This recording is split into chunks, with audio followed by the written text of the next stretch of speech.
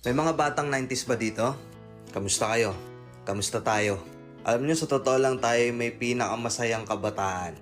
Tayo yung mga kabataan noon na napakababaw ng kaligayahan. Tayo yung mga batang batak sa arawan kahit napagalitan ng magulang, okay lang basta makipaglaro sa mga kaibigan. Di natin alam kung ano yung teknolohiya. Di natin alam kung ano yung cellphone.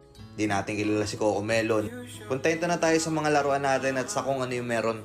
Tayo yung mga batang halos makompleto natin lahat ng laruan sa Jollibee at McDo. Bumibili tayo ng tig-pipisong laruan baka sakaling may laruan doon sa loob. Naalala nyo? Noong mga panahon, naghahanap pa tayo ng gagamba kung saan-saan. Naghahanap tayo ng mga sanga ng puno para makipaglaro ng baril-barilan. Kukuha tayo ng gulong sa tabi-tabi tapos pagugulungin lang natin kung saan-saan. Mabibwisit tayo kapag hindi tayo pinayagan ng magulang natin makipaglaro sa mga kaibigan natin sa ulanan. Tayo yata yung mga huling batch ng mga bata na nakikipaglaro pa ng tagu-taguan. Sa totoo lang, di ba? Real talk.